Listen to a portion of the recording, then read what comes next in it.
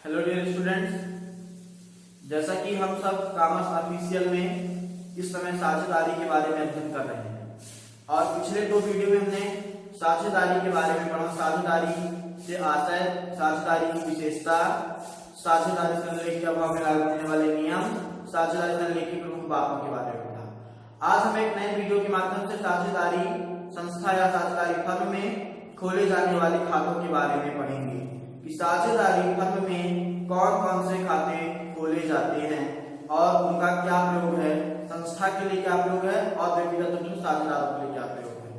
तो मैं जैसा कि आपको पहले बताया, आज का टॉपिक है हमारा साझेदारी संलेख में खोले जाने वाले खाते। साझेदारी संलेख में खोले जाने वाले खाते दो प्रकार के हैं। पहला है लाभ हानि नियोजन खाता, दूसरा है साझेदारों का पूंजी खाता। लाभ हानि नियोजन खाता और साझेदारों का पूंजी खाता जाने से पहले हम ये समझ लेते हैं कि संस्था और साझेदार दोनों अपना हिसाब किताब अलग रखते हैं, यानी दोनों अपना शेष अलग अलग जानने की कोशिश करते हैं कि संस्था को टोटल लाभ कितना हुआ है और साझेदारों का पूंजी शेष या किस जो भी उनका बैलेंस है वो कितना बच रहा है, ये जानने के लिए दोनों अलग अलग से कोशिश करते हैं। तो अपना व्यक्तिगत रूप से लाभ या हानि जानने के लिए संस्था लाभ और हानि नियोजन खाता बनाती है। ठीक है, इसमें यह बताया जाता है कि संस्था को कितना लाभ हुआ और कितना हानि जो साझेदारों के बीच बांटा जाएगा। लेकिन जो साझेदारों का पूंजी खाता है वह साझेदारों के व्यक्तिगत हिसाब किताब को प्रदर्शित करता है कि साझेदारों ने क्या प्राप्त किया, क्या दिया और उनका टोटल या अंतिम शेष कितना बचा हुआ है। इस बात को प्रदर्शित करने के लिए साझेदारों का पूंजी खाता बनाया जाता है। चलिए अब हम चर्चा करेंगे साझेदारी में खोले जाने खातों में सबसे पहला खाता लाभ हानि नियोजन खाता। तो सबसे पहले मैं आपको इसका आशय बताना चाहूंगा। लाभ हानि नियोजन खाते का आशय क्या है और क्यों बनाया जाता है। लाभ हानि नियोजन खाते से आशय एक नाम मात्र प्रकृति के खाते से है, जो कि साझेदारी फर्म के द्वारा लाभ और हानि को जानने के लिए बनाया जाता है। यानी कि साझेदारी फर्म में कितना लाभ है, कितना हानि हो रहा है, इस बात को जानने के लिए हम लाभ हानि नियोजन खाता बनाते हैं। लाभ हानि नियोजन खाते में सबसे पहले हम वर्ष के शुद्ध लाभ को क्रेडिट साइड में लिखते हैं और वर्ष के दौरान जो भी आहरण किया गया है तो आहरण पर ब्याज का लेखा करते हैं। आहरण का लेखा कभी भी लाभ हानि नियोजन खाते में नहीं करते हैं। दूसरी बात, इसके डेबिट साइड में हम सबसे पहले साझेदारों की पूंजी पर ब्याज, वेतन, कमीशन के बाद यदि कोई डिप्रिसिएशन किसी एसेट्स पे लगा तो उसे लिखेंगे और कोई ओल्ड रिजर्व है जो डिस्ट्रीब्यूट नहीं किया गया है या बैड डेट्स टाइप का है, बैड डेट्स है, तो हम उसे भी लिखेंगे। ठीक है, ये तो हो गया लाभ हानि नियोजन खाता। अब इसके बाद हम आ जाते हैं साझेदारों के पूंजी खाते में। साझेदारों का जो पूंजी खाता है वह दो प्रकार का होता है। साझेदारों का जो पूंजी खाता दो प्रकार का होता है, यानी कि दो पद्धतियों से साझेदारों के पूंजी खाते रखे जाते हैं। पहला है नंबर एक स्थायी पूंजी पद्धति, नंबर एक है स्थायी पूंजी पद्धति और नंबर दो है परिवर्तनशील पूंजी पद्धति। स्थायी पूंजी पद्धति और परिवर्तनशील पूंजी पद्धति क्या है? स्थायी पूंजी पद्धति, जब आप प्रश्न में बोले कि साझेदारों का पूंजी खाता स्थायी पूंजी पद्धति के आधार पर रखना है, तो इसका मतलब ये हो रहा है कि वहां पर आपको दो प्रकार के पूंजी खाते खोलने पड़ेंगे। पहला होगा उसमें स्थायी पूंजी खाता और दूसरा होगा साझेदारों का चालू खाता। स्थायी पूंजी खाते में हम केवल साझेदारों के द्वारा लगाई गई प्रारंभिक पूंजी का ही लेखा करेंगे। इस प्रकार हम ये कह सकते हैं स्थायी पूंजी खाते में यदि आपको लिखना हो तो स्थायी पूंजी खाता वह पूंजी खाता है जिसमें केवल साझेदारों की प्रारंभिक पूंजी का लेखा किया जाता है। अन्य प्रकार के साझेदारों के व्यय व आय का लेखा स्थायी पूंजी खाते में नहीं किया जाता। ये हो गया स्थायी पूंजी खाता। दूसरा है साझेदारों का चालू खाता। जब पूंजी खाते स्थायी पद्धति के आधार पर रखे जा रहे हों तो उस समय में साझेदारों का चालू खाता खोलना पड़ता है। चालू खाता इसलिए खोलना पड़ता है क्योंकि स्थायी पूंजी खाते में केवल प्रारंभिक पूंजी बस लिखी जाती है, तो साझेदारों के अन्य प्रकार के आय व व्यय जैसे वेतन, कमीशन, आहरण, ब्याज और अन्य संबंधी लेखों की जानकारी के लिए और शेष की जानकारी के लिए साझेदारों का चालू खाता खोलना पड़ता है। इसलिए हम साझेदारों का चालू खाता बोलते हैं। तो इस प्रकार से आप साझेदारों के चालू खाते को लिख सकते हैं कि साझेदारों का चालू खाता वह खाता होता है जो स्थायी पूंजी पद्धति में साझेदारों के आय व व्यय यानी कि पूंजी पर ब्याज, वेतन, कमीशन, आहरण और आहरण पर ब्याज संबंधी लेखे को जानने के लिए बनाया जाता है, उसे साझेदारों का चालू खाता कहते हैं। पूंजी साझेदारों के पूंजी खाते में दूसरी पद्धति है परिवर्तनशील पूंजी पद्धति। परिवर्तनशील पूंजी पद्धति का मतलब यह होता है कि जब साझेदारी व्यवसाय में या साझेदारी व्यवसाय की जो प्रश्न आप सॉल्व कर रहे हैं वहां पर यदि आपको बताया जाए कि परिवर्तनशील पूंजी पद्धति से खाते रखना है, तो परिवर्तनशील पूंजी पद्धति वह पद्धति होती है जिसमें केवल साझेदारों का पूंजी खाता खोला जाता है। तो साझेदारों का पूंजी खाता क्या होता है? साझेदारों का पूंजी खाता, वैसे हम बात करें स्थायी पूंजी पद्धति में जो भी स्थायी पूंजी खाता और साझेदारों का चालू खाता खोला जाता है, उन दोनों का मिश्रण ही परिवर्तनशील पूंजी पद्धति या साझेदारों का पूंजी खाता कहलाता है। पर मैं आपको बताना चाहता हूं कि आप इसे कैसे लिखेंगे पेपर की दृष्टि से। साझेदारों का पूंजी खाता वह खाता होता है जिसमें साझेदारों की प्रारंभिक पूंजी, पूंजी पर ब्याज, वेतन, कमीशन, आहरण व आहरण पर ब्याज संबंधी लेखे करते हैं। अब मैं आपको ये इसके फायदे में बताऊंगा कि कौन सी चीज कहां पर लिखी जाती है। तो अब हम इसके फायदे के बारे में चर्चा करेंगे। और एक चीज मैं आपको और बताना चाहता हूं कि लाभ हानि नियोजन खाते से संबंधित और साझेदारों के पूंजी खाते से संबंधित कई बार पेपर में कुछ ऑब्जेक्टिव टाइप्स पूछे जाते हैं। तो लाभ हानि नियोजन खाते से संबंधित जो ऑब्जेक्टिव पूछा जाता है वो ये है कि लाभ हानि नियोजन खाता किस प्रकृति का खाता है। हमने आपको पहले ही बता दिया है कि लाभ हानि नियोजन खाता एक नाम मात्र प्रकृति का खाता है। कई बार आपसे ये पूछा जा सकता है कि लाभ हानि नियोजन खाता क्यों खोला जाता है।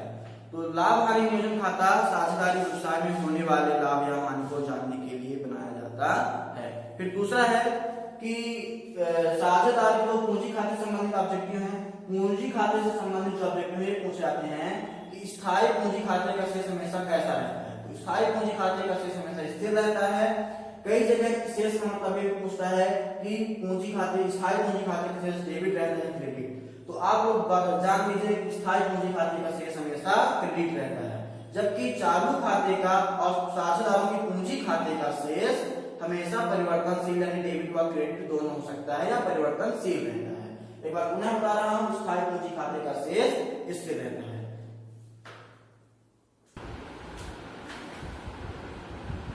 तो जैसा कि हमने प्रॉफिट और लॉस एप्रोप्रिएशन के बारे में पढ़ा और साझेदारी के बारे में भी थ्योरिकल हो चुका है। अब मैं आपको profit and loss appropriation account के फॉर्मेट के बारे में बताना चाहता हूं कि profit and loss appropriation account कैसे बनाया जाता है। सबसे पहले तो हम लिखेंगे profit and loss appropriation account. फिर इसके बाद लिखा जाता है for the year ending 31st पर मैंने यहाँ पे डायरेक्ट लिखा रखा है क्योंकि अलग अलग प्रश्नों में अलग अलग डेट दी रहती है। जैसे किसी का अकाउंट 1 अप्रैल से चल रहा है 31 मार्च बंद होगा, यहाँ मार्च लिखेंगे। और 2000 जैसे 19 में बंद हो 2019 लिखेंगे, या 2020 में बंद हो 2020 लिखेंगे यहाँ। या किसी का खाता दिसंबर में क्लोज होगा, दिसंबर यहाँ पर लिखेंगे और यहाँ पर जिस सन में क्लोज हो रहा हो उस सन को लिखेंगे। ठीक, फिर इसके बाद डेबिट लिखेंगे, डेबिट साइड हमारे के लाएंगे इस अमाउंट का, और ये हमारा क्रेडिट साइड यहाँ से यहाँ पर आएगा। सवाल की शुरुआत और फॉर्मेट की शुरुआत सबसे पहले हम बाय बैलेंस बीडी के रूप में करेंगे। बाय बैलेंस बीडी में आपके प्रश्न में जो भी वर्ष का लाभ, वर्ष के दौरान लाभ, वर्ष का शुद्ध लाभ, सकल लाभ जो भी लिखा हुआ होगा प्रश्न में, यानी लाभ शब्द मिल जाएगा आपको प्रश्न में, तो उसे बाय बैलेंस बीडी के रूप में लिखना है। कुछ जगह बाय बैलेंस बीडी को बाय नेट प्रॉफिट बीडी भी लिख करके यहाँ पर लिखा जाता है, तो इसलिए यहाँ पर मैंने लिख दिया वर्ष का लाभ, यहाँ पे आपको लिखना है। फिर इसके बाद आपको प्रश्न के अकॉर्डिंग चलते जाना है, और यदि प्रश्न में पूंजी पर ब्याज दिया जा रहा है तो इसके बाद डेबिट साइड में आपको to interest on capital account, जो भी साझेदार आपने ए और बी लिखा है, लेकिन प्रश्न में साझेदारों का जो भी नाम हो आप वो नाम लिखेंगे ए और बी। ए का जितना ब्याज होगा वो ए के सामने, बी का जितना ब्याज होगा पूंजी पर वो बी के सामने लिखेंगे।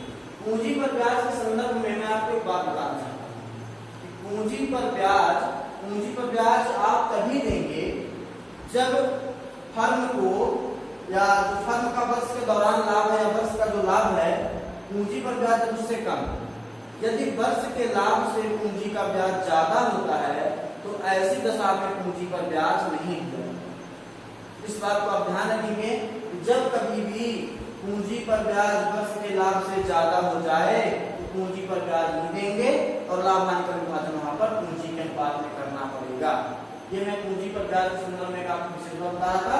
और इसकी एक दूसरी और छोटी सी बात ये है, कभी कभी ये बात ऑब्जेक्टिव में भी पूछी जाती है कि पूंजी पर ब्याज किस पूंजी पर दिया जाता है, क्योंकि पूंजी दो प्रकार की होती है, अंतिम पूंजी और प्रारंभिक पूंजी। तो पूंजी पर ब्याज हमेशा प्रारंभिक पूंजी पर ही दिया जाएगा, अंतिम पूंजी पर ब्याज नहीं दिया जाएगा। एक चीज। दूसरी बात, टू इंटरेस्ट ऑन लोन लिखेंगे।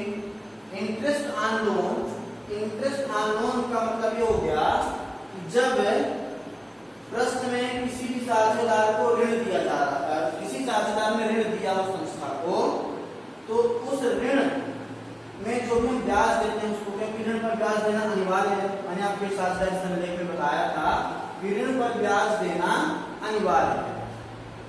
तो ऋण पर ब्याज तब देंगे जब साझेदार ने ऋण दिया हो, उस पर जितनी भी दर हो दर से देंगे, और नहीं तो यदि ऋण पर ब्याज के लिए कोई प्रावधान ना हो तो वहां पर हमें 6% वार्षिक ब्याज देना पड़ेगा। यहाँ पर मैं आपको फिर से बता रहा हूँ कि साझेदारी संलेख के अभाव में ऋण पर 6% वार्षिक ब्याज देंगे यदि ब्याज के संदर्भ में कोई समझौता ना हुआ हो।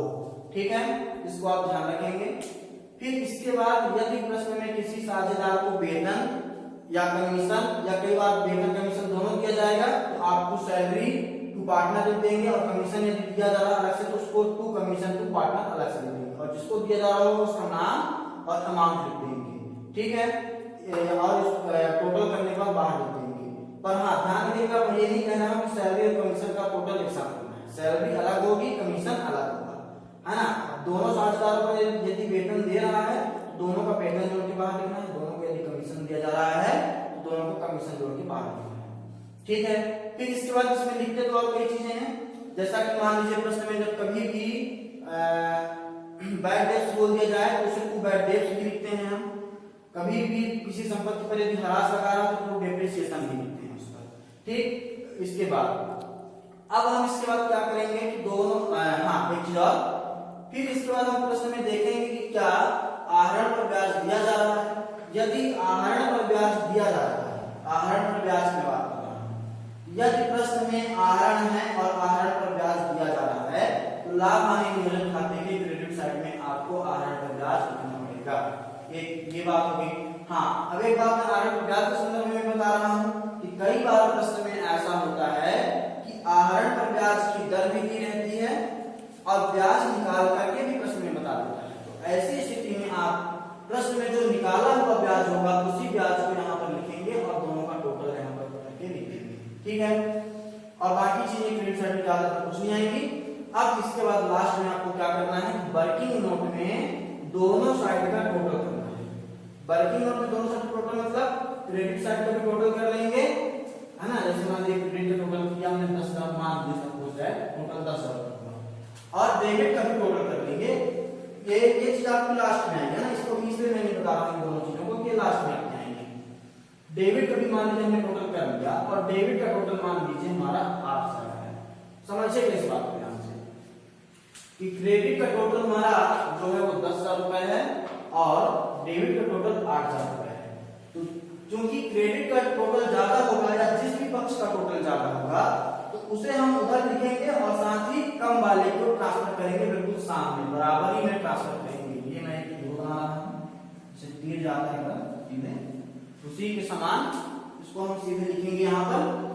और जो कम वाला होगा यानी डेबिट का मान लीजिए यदि कम है तो हम जैसे हम मान लीजिए मैंने लिख दिया 10,000, मैंने आपको बताया उदाहरण पर आप देख लीजिए 10 यहाँ लिख दिया। अब इधर का टोटल यदि 8 है तो हम 8 वाले को नहीं लिखेंगे, जो ज्यादा है उसको इधर ट्रांसफर करके लिखेंगे और 8 वाले में घटाने के बाद हम 2,000 रुपए लिखेंगे।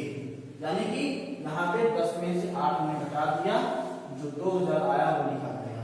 ये 2,000 रुपए यदि क्रेडिट का टोटल ज्यादा है और डेबिट का टोटल कम है तो प्रॉफिट के रूप में डेबिट साइड में to profit transfer to partner capital या करेंट अकाउंट लिखेंगे और जिस अनुपात में लाभ और हानि का विभाजन हो रहा होगा उसी अनुपात में हम लाभ और हानि का विभाजन कर देंगे, क्योंकि लाभ और हानि विभाजन के संदर्भ में प्रश्न में बताएगा कि समान अनुपात में बांटना है, पूंजी के अनुपात में बांटना है, या ये जो भी अनुपात दिया है उस अनुपात में बांटना है, तो उस संदर्भ में आप जो भी लाभ आपका आएगा उसे बांट करके आप लिख देंगे साझेदारों के सामने, ठीक है ना। मैं लाभ और हानि कैसे बांटना है ये मैं सवाल में ही चर्चा करूंगा आपसे। फिर इसके बाद डेबिट साइड में हमको यही प्रक्रिया करनी है कि मान लीजिए कभी कभी प्रश्न में ऐसा हो जाए कि क्रेडिट का टोटल ना ज्यादा हो जाए, डेबिट का टोटल ज्यादा हो जाए, है ना। मान लीजिए कि इस बार डेबिट का टोटल ऐसा है कि 12,000 रुपये और क्रेडिट का टोटल हमारे मान लीजिए 11,000 रुपये, ठीक। अब ऐसी स्थिति में आप देख रहे हैं कि डेबिट का टोटल ज्यादा है और क्रेडिट का टोटल कम है। डेबिट का जो टोटल ज्यादा है उसको यहाँ पे लिखेंगे और उसको कम है क्रेडिट वाले की ओर हम ट्रांसफर करेंगे 12,000 रुपये, और क्रेडिट का जितना भी जोड़ है उसको जैसे कि यहाँ पे आपको बताया क्रेडिट 11,000 मान लीजिए, तो 11,000 रुपए में से 12 घटा दें 1,000 रुपए आ गया। अब 1,000 रुपए आ गया तो जब कभी प्रश्न में डेबिट साइड का टोटल ज्यादा हो और क्रेडिट साइड का टोटल कम हो तो हानि आती है। हानि मतलब हानि को हम प्रॉफिट एंड लॉस एप्रोप्रिएशन में क्रेडिट साइड लिखेंगे, जिसे लिखेंगे by loss transfer to partner capital account. क्योंकि ये जो लाभ और हानि हो रहे हैं यहाँ पर ये साझेदारों के पूंजी खाते में हस्तांतरित किए जाएंगे, इसलिए हमने यहाँ पर लिख दिया है by loss transfer to partner capital account. और जो भी अनुपात होगा उस अनुपात में हानि को बांट करके यहाँ पे साझेदारों के जो नाम होंगे उनके नाम के सामने लिख देंगे, ठीक है। तो ये हमने आपको लाभ हानि नियोजन खाता बताया और लाभ हानि नियोजन खाते से संबंधित कुछ थ्योरिकल जानकारी भी मैंने आपको दी। अब हम इसी चैप्टर में साझेदारों के पूंजी खाते के बारे में पढ़ेंगे। जैसा कि आप लोग ये प्रॉफिट एंड लॉस एप्रोप्रिएशन का फॉर्मेट देख रहे हैं, इस टाइप का फॉर्मेट में आपको और दिखाऊंगा कि प्रॉफिट एंड लॉस एप्रोप्रिएशन कैसे। चलिए तो अब हम पार्टनर्स कैपिटल अकाउंट को समझ सकते हैं कि पार्टनर्स कैपिटल अकाउंट के फॉर्मेट कैसे बनाए जाते हैं। जैसा कि हमने आपको बताया था कि जो साझेदारों का पूंजी खाता होता है वह दो पद्धति में रखा जाता है, एक स्थायी किस्त पद्धति और दूसरा परिवर्तनशील किस्त पद्धति। स्थायी किस्त पद्धति में हम दो प्रकार के खाते खोलेंगे, साझेदारों का स्थायी पूंजी खाता यानी कि फिक्स्ड कैपिटल अकाउंट, जिसकी शुरुआत हम बाय बैलेंस बीडी के रूप में करेंगे, जिसमें साझेदारों के द्वारा लगाई गई प्रारंभिक पूंजी का लेखा किया जाएगा। मान लीजिए कि साझेदार बीच में कोई अतिरिक्त पूंजी लगाते हैं तो हम उसे बाय एडिशनल कैपिटल के रूप में यहाँ पर लिख सकते हैं और उसका भी टोटल करके यहाँ करेंगे और इसके बाद उसको इधर ट्रांसफर करेंगे, और जो कि वर्ष के अंत की या वर्ष की अंतिम पूंजी या बाय बैलेंस या अंतिम शेष रूप में दर्शाई जाएगी। लेकिन साझेदारों के अन्य प्रकार के आय और व्यय से संबंधित लेखा करने के लिए, क्योंकि ये इसमें जो केवल प्रारंभिक पूंजी का ब्यौरा दिया है, अन्य प्रकार के ब्यौरा देने के लिए हम पार्टनर्स करेंट अकाउंट यानी साझेदारों का चालू खाता बनाएंगे। चालू खाते में मैंने थ्योरिकल भी बताया है और अभी भी मैं आपको बता रहा हूँ कि चालू खाते में कभी भी साझेदारों की प्रारंभिक पूंजी का लेखा नहीं किया जाता है, क्योंकि उसके लिए फिक्स्ड कैपिटल अकाउंट पहले से ही बन गया है। तो इसमें हम इसकी शुरुआत केवल आय और व्यय संबंधित लेखों के माध्यम से करेंगे। तो जिसमें सबसे पहले हम लिखेंगे बाय इंटरेस्ट ऑन कैपिटल, जो कि साझेदारों की प्रारंभिक पूंजी का ब्याज है, इसे लिखेंगे। फिर लिखेंगे बाय इंटरेस्ट ऑन लोन, यदि प्रश्न में साझेदार ने ऋण दिया संस्था को और ऋण को से ब्याज मिल रहा है, तो कई बार ऐसा होता है कि दोनों साझेदार नहीं देते हैं ऋण, तो दोनों को नहीं मिलता, किसी एक को मिलता है, तो जिसे मिलेगा उसी के खाते में लिखेंगे, और कभी कभी दोनों दे देंगे तो दोनों के खाते में लिखेंगे। फिर है वेतन। वेतन का ऐसा है कि यदि प्रश्न में वेतन किसी साझेदार को दिया जा रहा है तो यहाँ पर आप लिखेंगे टू सैलरी अकाउंट, सॉरी यहाँ पे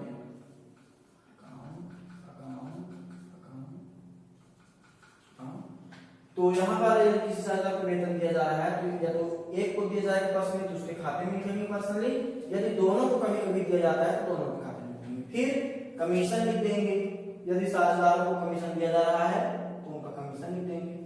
फिर इसके बाद by profit and loss appropriation यानी लाभ हानि नियोजन खाते में जो लाभ आया है उसे हम पार्टनर करंट अकाउंट में क्रेडिट साइड में by profit and loss appropriation जिस अनुपात में जिस साझेदार को जितना हिस्सा दिया गया हो उसके हिस्से का लाभ यहाँ लिखेंगे।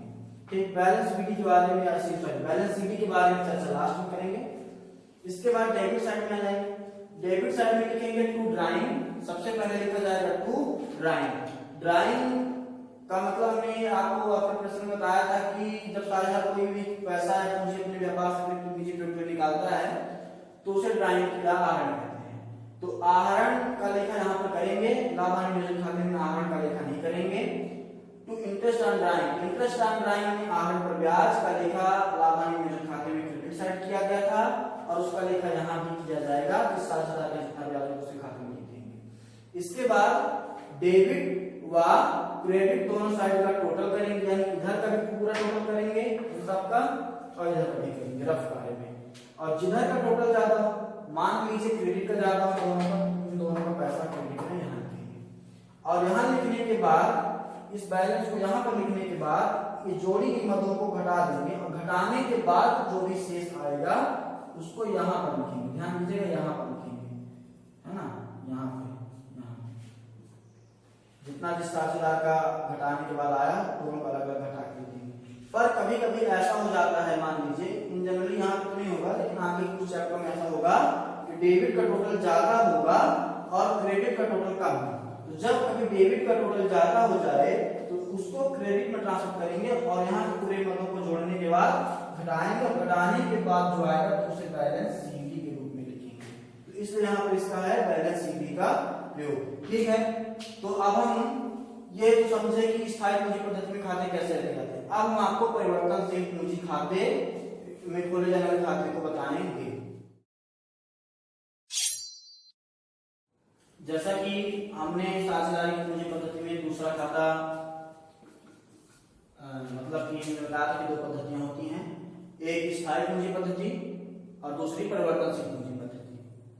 तो परिवर्तनशील पूंजी पद्धति में हमें पार्टनर कैपिटल अकाउंट यानी दूसरा खाता खोलना पड़ता है। इस खाते में वैसे मैं आपको बता दूं कि जो फिक्स्ड कैपिटल अकाउंट है और जो पार्टनर करंट अकाउंट है दोनों को यदि मिक्स कर दिया जाए, बाय बैलेंस शीट यानी प्रारंभिक पूंजी और बाकी सारी चीजें आपके करंट अकाउंट की चीजें हैं, ठीक, तो केवल इसे बस जोड़ दिया जाए यदि तो ये पार्टनर कैपिटल अकाउंट बन जाता है। लेकिन यदि इसे हम अलग कर दें और बाकी इन सबको अलग कर दें तो फिक्स्ड और करंट अकाउंट बनते हैं।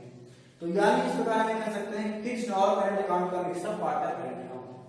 पार्टनर कैपिटल अकाउंट में क्या लिखते हैं, कैसे लिखते हैं, जैसा कि सबसे पहले हम क्रेडिट साइड में साझेदारों की प्रारंभिक पूंजी मैंने आपको बताया है कि वह पूंजी होती है जिसे साझेदारों ने व्यापार में लगाया हो या तो वर्ष के प्रारंभ की जो पूंजी हो उसे बाय बैलेंस बीटी के रूप में यहाँ पे लिखेंगे।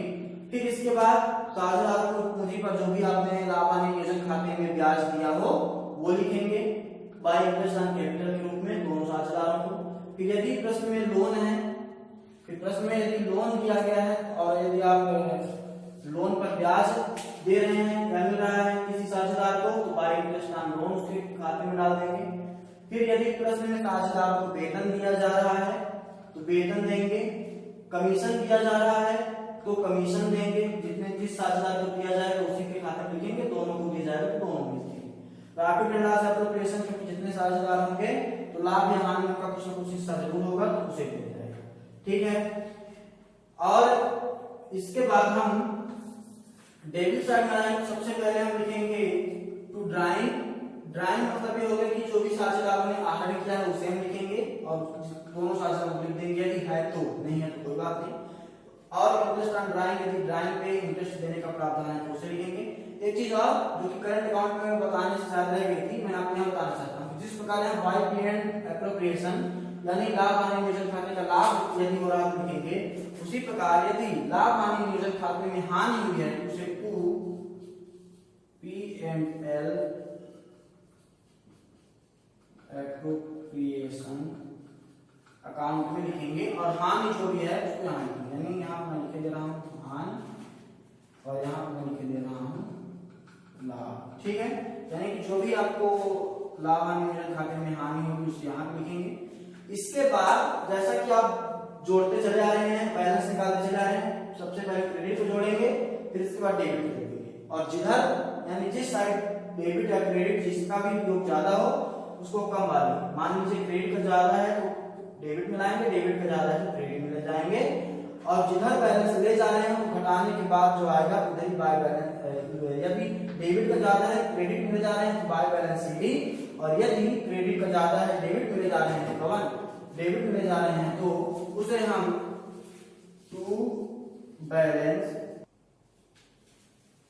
इधर का जोड़ लगाने के बाद इधर बैलेंस ट्रांसफर करेंगे और इन सबको जोड़ने के बाद घटाने के बाद टू बैलेंस सीधी यहाँ पर लिखेंगे। ठीक है, चलिए मैं आशा करता हूँ कि मेरे द्वारा बनाया गया वीडियो आप सबको पसंद आ रहा होगा और आप सबके लिए जो है तो उपयोगी होगा। हम इसी तरीके से आगे के सिलेबस और आगे कोर्स वीडियो के माध्यम से आप सबको प्रस्तुत करवाएंगे और आप सबके समक्ष लाएंगे। यह हमारे सारे कोर्स एमपी बोर्ड से संबंधित हैं।